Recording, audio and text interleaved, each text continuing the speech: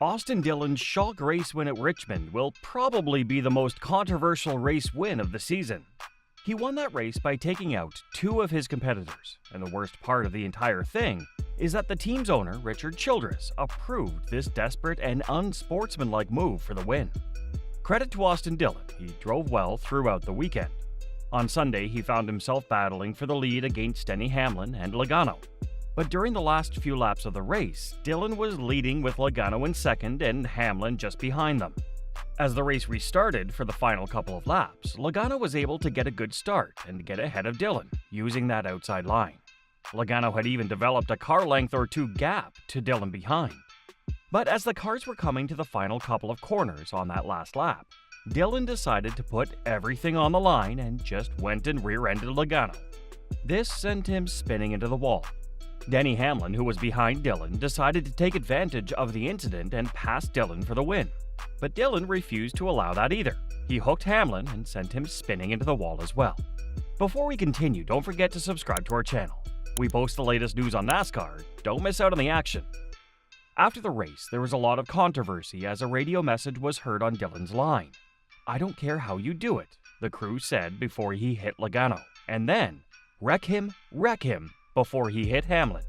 After investigating it, NASCAR reporter Bob Pockris concluded that the message came from Dillon's spotter. When Pockris confronted RCR's team owner, Childress, about this, he said, "I don't think anyone said that," Childress said. "Everybody was quiet. We left it up to him to do his job. And hell no, nobody said go out and wreck him or do what you've got to do. Nobody. I was on the radio the whole time." But after pushing Childress some more, he said, "Well, if he did a good job because it won him the race," Childress said. It's clear here that Childress approves the actions that were taken by Dillon and the crew to win that race. Let's analyze this from Dillon and RCR's point of view. This season has been one of the worst seasons for RCR. Their top driver throughout the year was Kyle Busch, and he has been struggling with the car's specs under the new regulations. Austin Dillon has been even worse off as he was sitting 30th in the points table and had almost no chance of making it to the playoffs through just points. Hence, a win was necessary for Dillon. With him racing only for wins, Dillon had nothing to lose. Hence, he drove recklessly and took Logano and Hamlin out of the way to get that win that he and his team desperately wanted. We know that the team did give orders to Dillon asking him to wreck him, but did Dillon actually follow those orders? Or were the incidents purely accidental? Let's first hear what Dillon himself had to say. "I don't know, man. It's been 2 years since he won a race," Austin said. "And it's the first car I've had with a shot to win. I felt like with 2 laps to go, we were the fastest car obviously at the straightaway and wrecked the guy. I hate to do that, but sometimes you just gotta have it." There we go. That's as close as a confession as we're ever going to get. Dillon knew exactly what he was doing. So this begs the question, why is NASCAR not punishing him? Ever since the race was over, there have been a lot of conversations as to why NASCAR has not yet given Dillon a penalty. In the past, NASCAR has always been a lot lenient while enforcing penalties. This has allowed the drivers to do whatever they want during the races. One of the main reasons for NASCAR not enforcing penalties is that they don't want to set a precedent. If they give a penalty now, they'll have to do the same every time a driver hooks another car, which is a lot in NASCAR. Here's what the VP of competition for NASCAR had to say about this. "Our sport has been a contact sport for a long time," Sawyer told reporters. "We always hear, 'Where's the line?' and 'Did someone cross the line?' I would say that the last lap was awful close to the line. We'll take a look at all the available resources from audio to video. The spotters, we'll listen to crew chiefs and drivers, and if anything rises to a level that we feel like we need to penalize, then we'll do that." From what we've seen in the past, NASCAR will not do anything due to their fear of setting a precedent. For this reason, we can expect Dillon to get away with this. But where is the line that decides what to allow and what not to allow?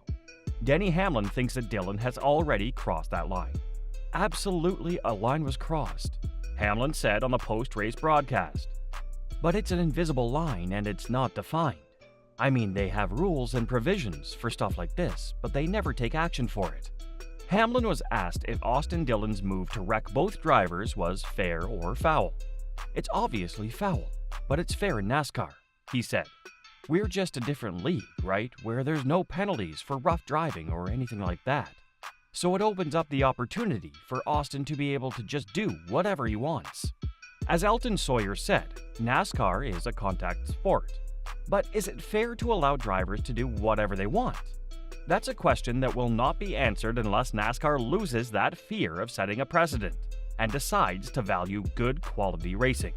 While Denny Hamlin may not have fully expressed himself, Joey Logano didn't hold back. Apparently, it's okay. What do you want me to say? Logano told reporters. Apparently, you can come from 5 car lengths back and completely wreck someone and then wreck another one to the line, and we're gonna call that racing. In fact, Joey Logano wants NASCAR to take the win away from Dillon, but he knows that they won't. Yeah, they should take it away. They won't. When you're leading by a few car lengths into the final turn, you don't expect someone to give you the bumper. You really don't expect to get sent into the wall in a cloud of your own tire smoke. That's exactly what happened to Logano. No, when you get that far ahead, 3-4 car lengths ahead in 3, I didn't back up the entry. I was like, I'll just wrap the bottom here, I'm good. And he just drives in so hard. Obviously, he didn't make the turn because he hit me and the 11 was going to win the race. So he had no intention to race. I beat him fair and square on the restart, and he just pulled a chicken shit move. He's a piece of crap. He sucks. He sucked his whole career, and now he's going to be in the playoffs. And good for him, I guess. He's 4 car lengths back, Logano told NBC Sports' Dillon Welch, after being credited with a 19th place finish. Then he wrecks Hamlin to go along with it. He's going to go up there and thank God and praise everything with his baby. It's a bunch of BS.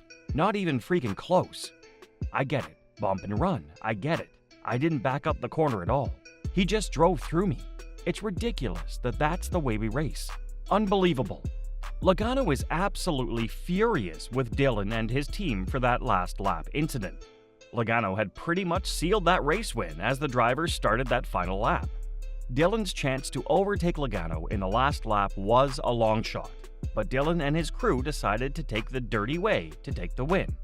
However, RCR's performance in Richmond was a positive sign for the team, not only for Dillon but also for Kyle Busch.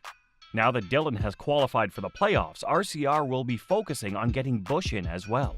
But there are only 3 more races left in this regular season, so if Busch is going to win, he needs to do something out of the ordinary. The only track that's similar to the one in Richmond is the final race at the end of the season in Darlington. So this is where Busch will have the best chance to win a race. Do you think Austin Dillon should be penalized for the incident with Joey Logano and Denny Hamlin in Richmond? Post your thoughts in the comments section below.